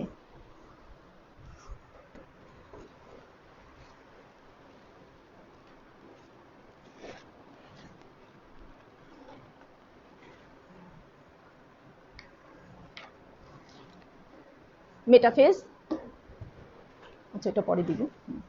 চলে যাই বন্ধুরা, সুপ্রিয় শিক্ষার্থী বন্ধুরা, আমরা চলে যাই মেটাফেজ ধাপে। মেটাফেজ ধাপ, এই যে স্পিন্ডেল যন্ত্র, এখানেও স্পিন্ডেল যন্ত্রই আছে। এখন এখানে কি হয়, মেটাফেজ ধাপে গিয়ে ক্রোমাটিডগুলো, এই যে ক্রোমাটিডগুলো, এই ক্রোমাটিডগুলো তোমার বিষুবীয় অঞ্চল, এই মাঝ বরাবর স্থানটাকে বলা হয় বিষুবীয় অঞ্চল। মাঝ বরাবর যে স্থানটা সেটাকে বলা হয় বিষুবীয় অঞ্চল বা ইকুয়েটর, বিষুবীয় অঞ্চল বা ইকুয়েটর। এই মেটাফেজ ধাপে গিয়ে ক্রোমাটিডগুলো মাঝ বরাবর অর্থাৎ বিষুবীয় অঞ্চলে চলে আসে। আর এই ধাপে ক্রোমাটিডগুলো সবচেয়ে বেশি খাটো এবং মোটা হয়। এই যে এই মেটাফেজ ধাপে গিয়ে ক্রোমাটিডগুলো সবচেয়ে বেশি খাটো এবং মোটা হয়। আর এই ধাপে ক্রোমাটিডগুলোর মধ্যে আকর্ষণ কমতে থাকে, বিকর্ষণ শুরু হয়। কেন হয়? কারণ অ্যানাফেজ ধাপে গিয়ে এই যে এখানে দেখতে পাচ্ছ চারটা ক্রোমাটিড আছে, চারটা সেন্ট্রোমিয়ার আছে, এরা ভাগ হয়ে সেন্ট্রোমিয়ার সহ দুভাগে ভাগ হয়ে অ্যানাফেজ ধাপে দুই মেরুতে চলে যাবে। সেই কারণে মেটাফেজ ধাপে ক্রোমাটিডগুলোর মধ্যে আকর্ষণ কমতে থাকে, বিকর্ষণ শুরু হয়ে যায়। এটাই হলো মেটাফেজ ধাপের বৈশিষ্ট্য। তাহলে আমরা আবার একটু দেখি, মেটাফেজ ধাপে ক্রোমাটিডগুলো ইকুয়েটর অর্থাৎ বিষুবীয় অঞ্চলের দিকে চলে আসে এবং এই ধাপে ক্রোমাটিডগুলো সবচেয়ে বেশি খাটো এবং মোটা হয়। আর এই মেটাফেজ ধাপেই ক্রোমাটিডগুলো মধ্যে আকর্ষণ কমতে থাকে, বিকর্ষণ শুরু হয়। এবং এখানে বলেছিলাম যে নিউক্লিয়ার মেমব্রেন, প্রোমেটাফেজ ধাপে বলেছিলাম না, নিউক্লিয়ার মেমব্রেন, নিউক্লিওলাস প্রায় বিলুপ্ত হয়ে যায়, মানে পুরোপুরি বিলুপ্ত হয় না। কিন্তু মেটাফেজ ধাপে গিয়ে দেখো কোথাও নিউক্লিওলাস আছে, নিউক্লিয়ার মেমব্রেন আছে? নেই। তাহলে মেটাফেজ ধাপে গিয়ে নিউক্লিওলাস এবং নিউক্লিয়ার মেমব্রেন সম্পূর্ণরূপে বিলুপ্ত হয়ে যায়। এই পয়েন্টগুলো কিন্তু আমাদের মনে রাখতে হবে, এগুলো কিন্তু নৈর্ব্যক্তিকে খুব আসে যে কোন ধাপে ক্রোমাটিডগুলো সবচেয়ে খাটো মোটা হয়। আমরা বলতে পারছি নিশ্চয়ই মেটাফেজ ধাপে। কোন ধাপে ক্রোমাটিডগুলোর মধ্যে আকর্ষণ কমতে থাকে, বিকর্ষণ শুরু হয়? মেটাফেজ ধাপে। কোন ধাপে ক্রোমাটিডগুলো, কোন ধাপে নিউক্লিওলাস ও নিউক্লিয়ার মেমব্রেন সম্পূর্ণরূপে বিলুপ্ত হয়ে যায়? মেটাফেজ ধাপে। আমরা এটা মনে রাখবো। আর স্পিন্ডেল যন্ত্রের কাঠামো গঠিত হয় কোন ধাপে? প্রোমেটাফেজ ধাপে। প্রোমেটাফেজ ধাপে। অ্যাস্টার রে উৎপাদিত হয় কোষ বিভাজনে কোন কোষে? উদ্ভিদ কোষে না প্রাণী কোষে? প্রাণী কোষে অবশ্যই, কারণ সেন্ট্রিওল থাকে প্রাণী কোষে। আমরা এইভাবে নিজেরাই প্রশ্ন করে করে এমসিকিউ তৈরি করে পড়বো, শিখবো। তাহলে মেটাফেজ ধাপের বৈশিষ্ট্যগুলো বন্ধুরা আবার একটু দেখে নিই। কি বলি যে ক্রোমাটিডগুলো মাঝ বরাবর চলে আসবে, তারপরে তোমার বিষুবীয় অঞ্চলে চলে আসবে, ক্রোমাটিডগুলো সবচেয়ে বেশি খাটো মোটা হবে এবং এই ধাপে ক্রোমাটিডগুলোর মধ্যে আকর্ষণ কমতে থাকবে, বিকর্ষণ শুরু হয়ে যাবে। এই যে মেটাফেজ ধাপের বৈশিষ্ট্য। এই পর্যায়ে ক্রোমোজোম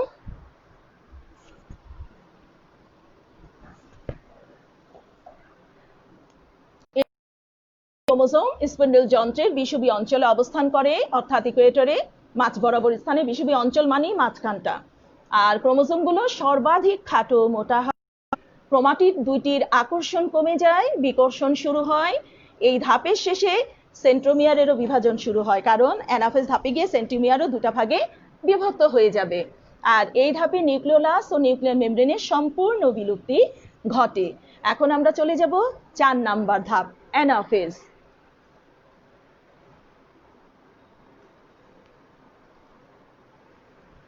আমরা চলে যাই, চলো শিক্ষার্থী বন্ধুরা, 4 নাম্বার ধাপ অ্যানাফেজে।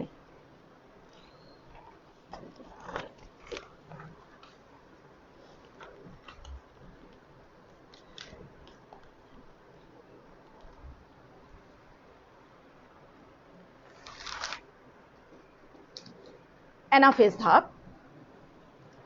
আমার অষ্টম শ্রেণীর শিক্ষার্থী বন্ধুরা, আমরা জেনেছি মাইটোসিস কোষ বিভাজন 5টা ধাপে সম্পন্ন হয়: প্রোফেজ, প্রোমেটাফেজ, মেটাফেজ, অ্যানাফেজ এবং টেলোফেজ। তাহলে প্রোফেজ, প্রোমেটাফেজ, মেটাফেজ সম্পর্কে আমরা ভালোভাবে জানলাম। এখন আমরা চলে যাব চতুর্থ ধাপ, অ্যানাফেজ। চতুর্থ ধাপ অ্যানাফেজ। আমি মেটাফেজ ধাপে বলেছিলাম, কি বলেছিলাম? মেটাফেজ ধাপে আমরা দেখেছি, কি দেখেছি? একেবারেই তোমার কি হয়, ক্রোমাটিডগুলো, এই যে মেটাফেজ ধাপটা আমরা আবার একটু দেখি। মেটাফেজ ধাপে ক্রোমাটিডগুলো মাঝখানে চলে আসে, সবচেয়ে বেশি খাটো এবং মোটা হয়। আর এখানে ক্রোমাটিডগুলোর আকর্ষণ কমতে থাকে, বিকর্ষণ শুরু হয়। এর ফলে অ্যানাফেজ ধাপে গিয়ে বিকশিত হয়ে সেন্ট্রোমিয়ার সহ, এই যে দেখো চারটা 8টা হয়ে গেছে, খেয়াল করো। এই চারটি দেখো, এই যে 4টি প্রাণী কোষে, এই যে উদ্ভিদ কোষে 4টি, এই 4টি এখানে ভাগ হয়ে সেন্ট্রোমিয়ার সহ ভাগ হয়ে গেছে। দেখো, সেন্ট্রোমিয়ার সহ, এখানে সেন্ট্রোমিয়ার আলাদা হতে শুরু করে। এবং এই যে অ্যানাফেজ ধাপে গিয়ে দেখো, আমরা একটু ভালো করে দেখি, এই যে সেন্ট্রোমিয়ার সহ 4টা ছিল, এই এখন এখানে বিকর্ষণ শুরু হয়ে যায় মেটাফেজ ধাপে। মেটাফেজ ধাপে বিকর্ষণটা শুরু হওয়ার পরেই এই বিকশিত হয়েই অ্যানাফেজ ধাপে গিয়ে সেন্ট্রোমিয়ার সহ ওই 4টা 8টা হয়ে 2 মেরুতে চলে যায়। দেখছি আমরা 2 মেরুতে চলে গেছে, দেখেছো? 2 মেরুতে চলে যায় এবং বিকশিত হয়ে যে 2 মেরুতে চলে যায়, 2 মেরুতে চলে যাওয়ার পর ক্রোমাটিডগুলোকে দেখতে ইংরেজি ভি, এল, জে, আই অক্ষরের মতো মনে হয়। তাহলে এই বিষয়টা আমরা একটু বুঝবো। আমরা আগে বৈশিষ্ট্যগুলো একটু দেখি, কি কি মনে হয়। ভি, এল, জে এবং আই এর মতো মনে হয়। তাহলে একটু এই বিষয়টা আমরা বুঝি। হ্যাঁ,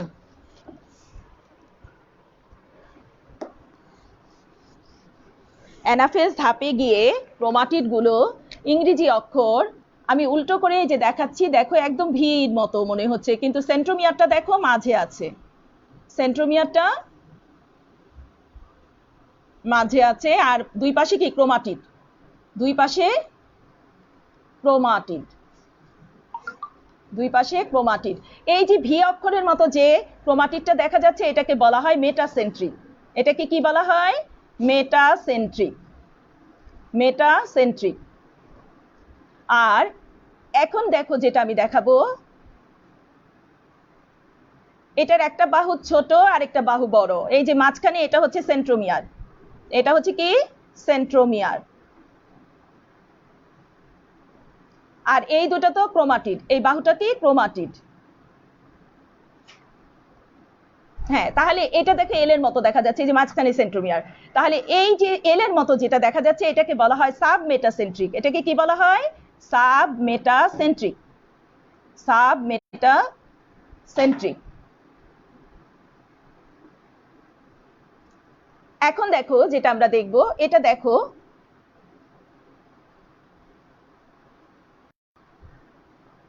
এই যে বাহু ক্রোমাটিডের, এই যে সেন্ট্রোমিয়ার, তোমরা তো আমি আর চিহ্নিত করলাম না, এটা হচ্ছে সেন্ট্রোমিয়ার।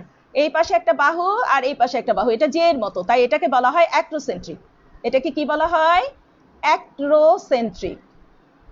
অ্যাক্রোসেন্ট্রিক।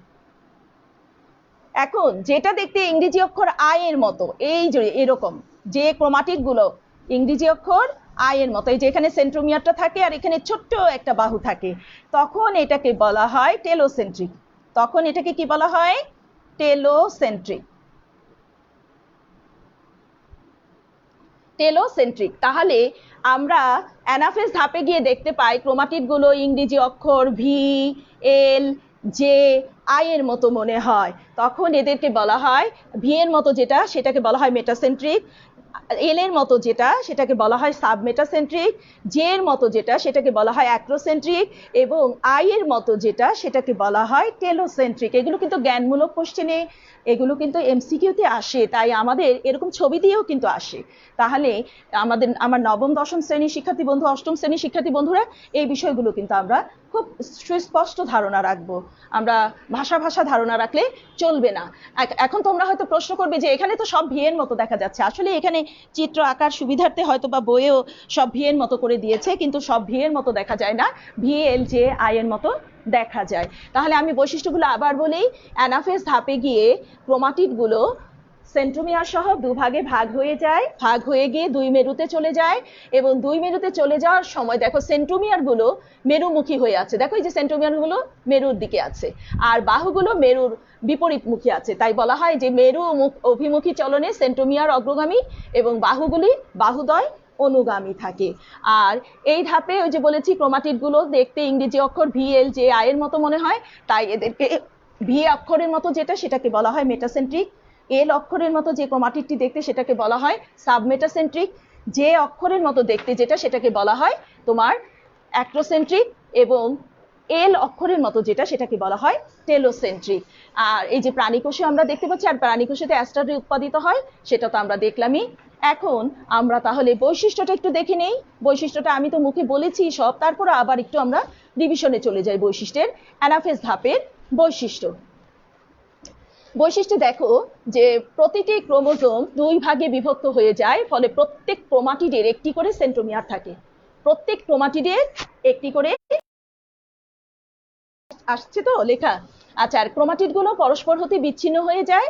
এই অবস্থায় প্রত্যেকটি ক্রোমাটিডকে অপত্য ক্রোমোজোম বলা হয়।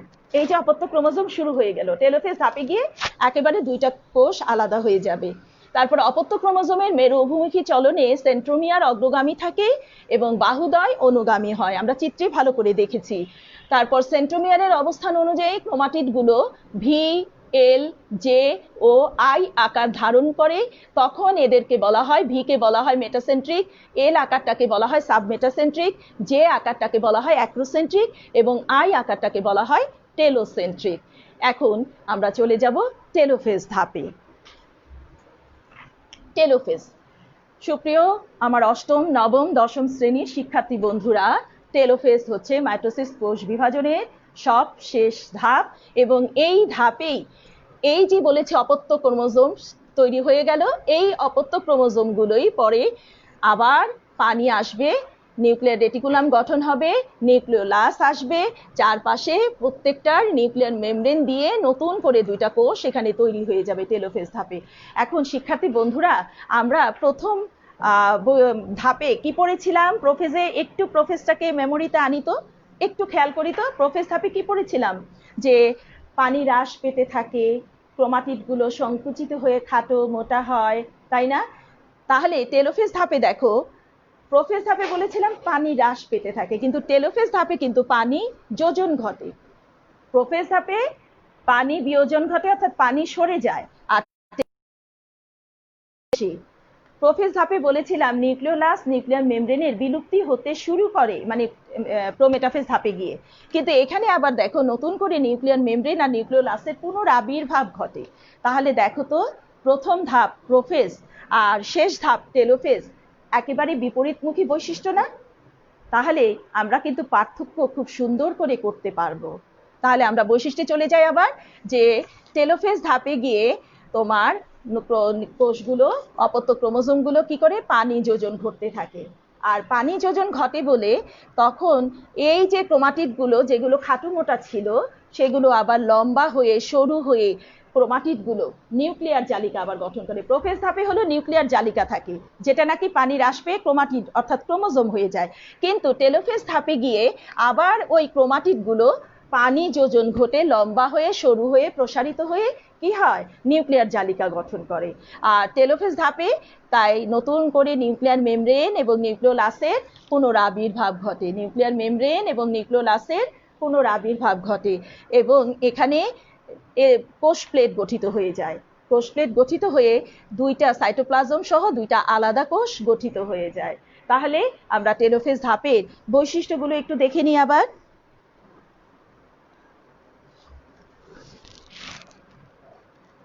টেলোফেজ ধাপের বৈশিষ্ট্যে আমরা চলে যাই। টেলোফেজ ধাপের বৈশিষ্ট্য দেখো, ক্রোমোজোম থেকে ক্রোমোজোমে পানি যোজন ঘটে এবং ক্রোমাটিডগুলো সরু ও লম্বা আকার ধারণ করে। সরু ও লম্বা আকার ধারণ করে নিউক্লিয়ার রেটিকুলাম গঠন করে। খেয়াল করো, কারণ ক্রোমাটিড তো খাটো মোটা ছিল, পানি যোজনের ফলে ক্রোমাটিডগুলো সরু হয়ে নিউক্লিয়ার রেটিকুলাম গঠন করে, ফলে দুই মেরুতে দুইটি নিউক্লিয়াসের সৃষ্টি হয়। অপত্য ক্রোমোজোমগুলো বিপরীত মেরুতে এসে পৌঁছায়। এই ধাপে নিউক্লিওলাস ও নিউক্লিয়ার মেমব্রেনের পুনরাবির্ভাব ঘটে। প্রাণীকোষে দুই মেরুতে একটি করে সেন্ট্রিওল সৃষ্টি হয়। প্রাণীকোষে দুই মেরুতে একটি করে সেন্ট্রিওল সৃষ্টি হবে, কারণ সেন্ট্রিওল লাগবে তো। আর এই ধাপে সাইটোকাইনেসিসের ফলে দুই মেরুতে দুটি অপত্য নিউক্লিয়াস সৃষ্টি হয়ে যায়। তাহলে ছবিটা আবার এই যে দেখি, প্রাণীকোষে দুইটা সেন্ট্রিওল সৃষ্টি হয়ে যাবে। প্রাণীকোষে দুই দিকে দুইটা সেন্ট্রিওল সৃষ্টি হবে, আর প্রাণীকোষেও তোমার দুইটা কোষ সৃষ্টি হয়ে গেছে। এটা টেলোফেজ ধাপ। এখন টেলোফেজ ধাপে কিন্তু আমরা বলেছি যে এই যে প্রথমে প্রোফেজ ধাপে কি শুরু হয়েছে, ক্যারিওকাইনেসিস। একেবারে প্রোফেজ থেকে টেলোফেজ পর্যন্ত কিন্তু নিউক্লিয়াসের বিভাজন হলোই। তাহলে এটা কি হলো, ক্যারিওকাইনেসিস।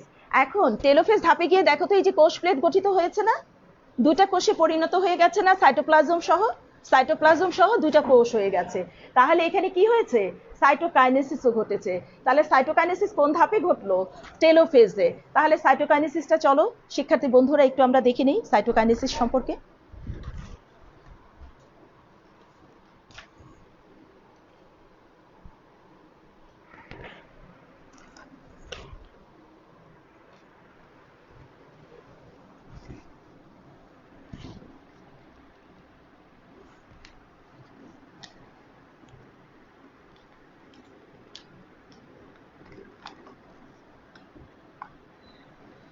আমরা সাইটোকাইনেসিস সম্পর্কে এখন একটু দেখব। সাইটোকাইনেসিস আমি বলেছি যে দুইটা কোষ সৃষ্টি হয়, এই দুইটা নিউক্লিয়াস যে তৈরি হবে, নিউক্লিয়ার মেমব্রেন আসবে, নিউক্লিওলাস তৈরি হবে, পুনরাবির্ভাব হবে এবং এই ধাপে টেলোফেজ ধাপে স্পিন্ডল যন্ত্রের কাঠামো ভেঙে পড়বে।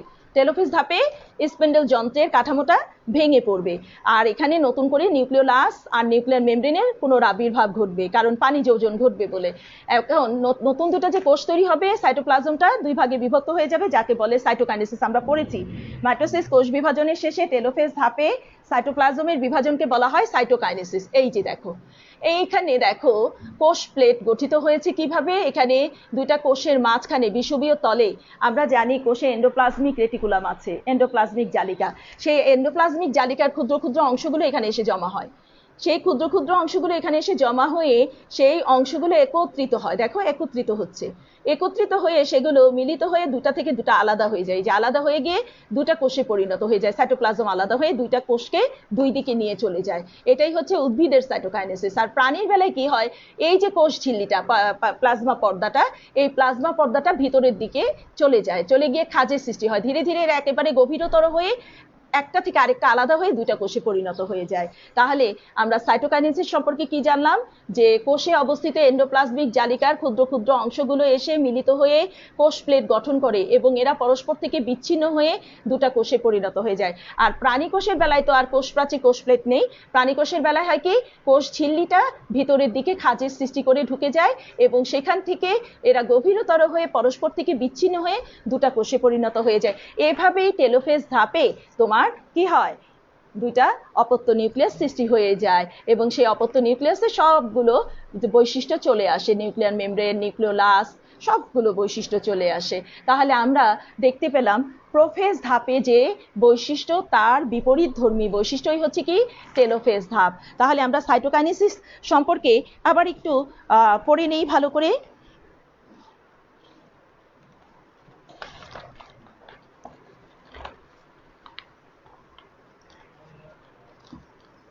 সাইটোকাইনেসিস, এটা একটু দেখো। সাইটোকাইনেসিস আমাদের বইয়েও আছে। আমার নবম দশম শ্রেণীর শিক্ষার্থী বন্ধুরা বইয়ের যেভাবেই থাকুক, আমরা এভাবে অনুশীলন করব এবং শিখবো, যাতে করে পরীক্ষায় ভালো করে আমরা দিতে পারি। নিউক্লিয়াসের বিভাজন শেষ হওয়ার সঙ্গে সঙ্গে টেলোফেজ ধাপে সাইটোকাইনেসিস শুরু হয়। টেলোফেজ ধাপের শেষে বিষুবীয় তলে এন্ডোপ্লাজমিক জালিকার ক্ষুদ্র ক্ষুদ্র অংশ জমা হয়। পরে এরা মিলিত হয়ে কোষ প্লেট গঠন করে। পরে কোষ প্লেট পরিবর্তিত ও পরিবর্ধিত হয়ে কোষ প্রাচীর গঠন করে, ফলে একটি মাতৃকোষ হতে দুটি অপত্য কোষ সৃষ্টি হয়।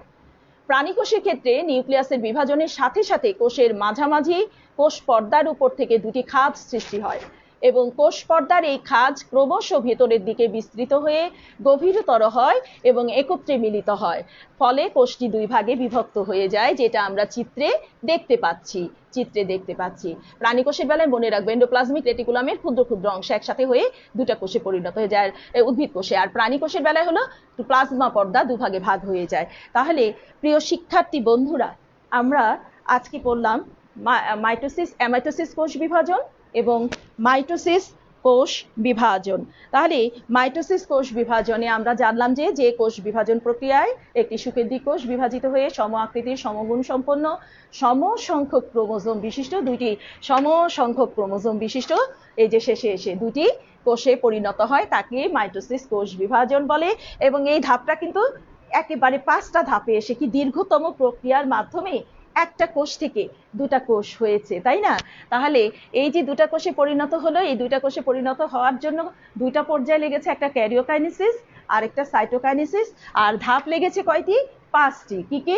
প্রোফেজ, প্রোমেটাফেজ, মেটাফেজ, অ্যানাফেজ এবং টেলোফেজ। তাহলে এরপরে আমরা জানলাম কি? সাইটোকাইনেসিস। তাহলে সুপ্রিয় শিক্ষার্থী বন্ধুরা, আমরা যে আজকে অ্যামাইটোসিস পড়লাম, তাহলে অষ্টম শ্রেণীর শিক্ষার্থী বন্ধুরা, তোমাদের অধ্যায়ের নামই কিন্তু জীবের বৃদ্ধি এবং বংশগতি। জীবের বৃদ্ধি এবং বংশগতি। তাহলে তোমরা কিন্তু বুঝতেই পারছো আজকে আমরা পড়লাম কি নিয়ে? বংশগতি তো না, বৃদ্ধি নিয়ে, তাই না? আর বৃদ্ধির জন্য যে দায়ী যে কোষ বিভাজনটি, সেটি কি? মাইটোসিস কোষ বিভাজন। তাহলে আমার নবম দশম শ্রেণীর শিক্ষার্থী বন্ধুরাও তোমরা কি এখন একটু গুরুত্বটা বলতে পারবে না? আমি হয়তো বা তোমাদের হয়তো এখন জানতে পারছি না, কিন্তু আমি যদি তোমাদের সামনাসামনি হয়তো জিজ্ঞেস করতাম, তাহলে তোমরা আমার আশা তোমরা বলতে পারতে, তোমরা ক্লাসেও পারো বলতে। তাহলে এখন গুরুত্বের প্রথমেই তাহলে আমরা কি দেখতে পাচ্ছি? মাইটোসিস কোষ বিভাজন দেহের বৃদ্ধি ঘটায়, তাই না? মাইটোসিস কোষ বিভাজনের ফলে আমরা এই যে ছোট্ট শিশু আজকে এত বড় মানবে পরিণত হয়েছি। আমরা ছোটরা যারা ছোট আছি তারা ধীরে ধীরে বড় হচ্ছি, আমরা দৈর্ঘ্য প্রস্থে বৃদ্ধিপ্রাপ্ত হচ্ছি। শুধু তাই না, নিম্ন শ্রেণীর জীবে অযৌন জনন যে ঘটে, সেটাও এই মাইটোসিস কোষ বিভাজনের ফলেই হয়ে থাকে। তারপর আমাদের দেহের কোথাও কোনো রকম সমস্যা হলে, কেটে গেলে, ক্ষত হয়ে গেলে, সেই ক্ষতস্থানটা যে পূরণ হয়, তোমরা কি সেটা জানো? সেই ক্ষতস্থানটা পূরণ হয় এই মাইটোসিস কোষ বিভাজনের ফলে। তারপরে মাইটোসিস কোষ বিভাজন হয় বলেই তো আমরা বড় হয়ে একেবারে বৃদ্ধিপ্রাপ্ত হয়ে যখন পূর্ণাঙ্গতা প্রাপ্ত হয় সব প্রাণী, সব উদ্ভিদ, তারপরেই কিন্তু বংশ বৃদ্ধির যে পর্যায়টা সেটা আসে। তাহলে মাইটোসিস কোষ বিভাজন যদি না ঘটবে, তাহলে বংশবৃদ্ধির সেই মিওসিস কোষ বিভাজন কিন্তু ঘটবে না। তাহলে মিওসিসের ধারা অব্যাহত রাখতে মাইটোসিস প্রক্রিয়া গুরুত্বপূর্ণ ভূমিকা পালন করে। এই কথাগুলো আমাদের মনে রাখতে হবে। আবার কিছু কিছু কোষের পুনরুৎপাদন এই মাইটোসিস কোষ বিভাজনের ফলে হয়ে থাকে। যেমন আমাদের দেহে রক্তকণিকাগুলো নির্দিষ্ট কিছু সময় আছে, লোহিত রক্তকণিকা 4 মাস, শ্বেত রক্তকণিকা 1 থেকে 15 দিন, এরকম নির্দিষ্ট কিছু সময় আছে, তারপর এরা মরে যায়। তাহলে নতুন করে যে পুনরুৎপাদন হয় এই কোষগুলো, সেই পুনরুৎপাদনও কিন্তু এই মাইটোসিস কোষ বিভাজনের ফলেই হয়ে থাকে। তাহলে আমার অষ্টম শ্রেণীর শিক্ষার্থী বন্ধুরা, তোমাদেরকে আমার এটা হোমওয়ার্ক দেওয়া থাকবে যে মাইটোসিস কোষ বিভাজনের গুরুত্ব। আমি কিন্তু বললাম, সবগুলোই বললাম, তোমরা পয়েন্ট আকারে এই মাইটোসিস কোষ বিভাজনের গুরুত্ব লিখবে। আমি যেভাবে পয়েন্ট আকারে তোমাদেরকে বলেছি, তোমরা খুব মানে কি বলবো, মাথা খাটিয়ে খুব সুন্দর করে, খুব ধীর স্থিরভাবে চিন্তা ভাবনা করে মাইটোসিস কোষ বিভাজনে গুরুত্ব লিখবে। তাহলে আজকের ক্লাস আমাদের কোন কোন বিষয়ের উপর রইল? অ্যামাইটোসিস কোষ বিভাজন, মাইটোসিস কোষ বিভাজন। আগামী ক্লাসে ইনশাল্লাহ আমরা সবাই আসবো আবার। আগামী ক্লাস মঙ্গলবার, সেই দিন আমরা মাইটোসিস কোষ বিভাজনের পরে আছে কি? মিওসিস কোষ বিভাজন, অর্থাৎ বংশধারা অব্যাহত রাখার প্রক্রিয়া, সেটা নিয়ে ইনশাল্লাহ আমরা আসবো। তাহলে তার আগে চলো শিক্ষার্থী বন্ধুরা, আমরা একটু বাড়ির কাজগুলো জেনে নেই। বাড়ির কাজ কি থাকবে সেটা একটু আমরা লিখে নিই।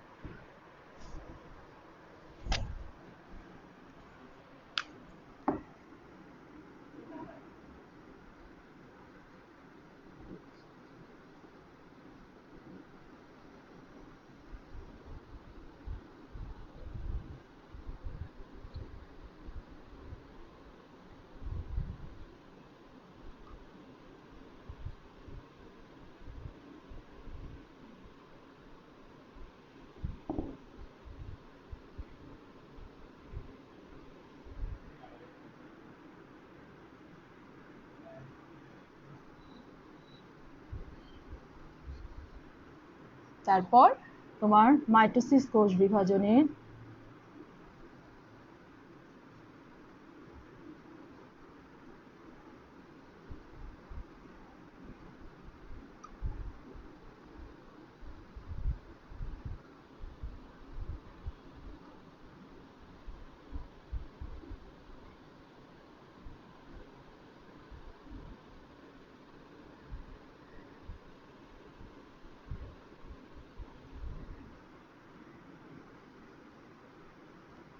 চিত্রসহ মাইটোসিস কোষ বিভাজনের ধাপসমূহ ব্যাখ্যা করো। 3 নম্বরে থাকবে মাইটোসিস কোষ বিভাজনের প্রোফেজ ও টেলোফেজ ধাপের পার্থক্য করো।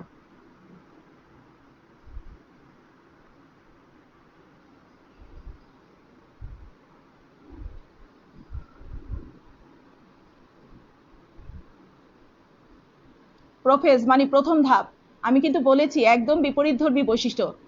হ্যাঁ, আমরা সব পয়েন্ট বের করে আমরা পার্থক্যগুলো লিখে খাতায় লিখে ফেলবো। টেলোফেজ ধাপের মধ্যে এগুলোই কিন্তু সৃজনশীল প্রশ্ন হয়ে এভাবেই প্রশ্নগুলো আসে। মাইটোসিস কোষ বিভাজনের প্রোফেজ ও টেলোফেজ ধাপের মধ্যে পার্থক্য করো। 4 নম্বরে দিব মাইটোসিস কোষ বিভাজনের গুরুত্ব বিশ্লেষণ করো। মাইটোসিস কোষ বিভাজনের গুরুত্ব, যেটা শেষে আমি বলেছি,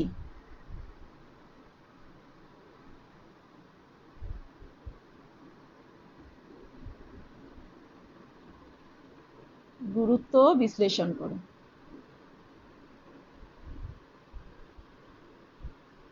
হ্যাঁ শিক্ষার্থী বন্ধুরা দেখো, আবার একটু দেখে নাও কোষ বিভাজন কি। অ্যামাইটোসিস কোষ বিভাজন বলতে কি বুঝো, সুন্দর করে চিত্রসহ এটা লিখবে।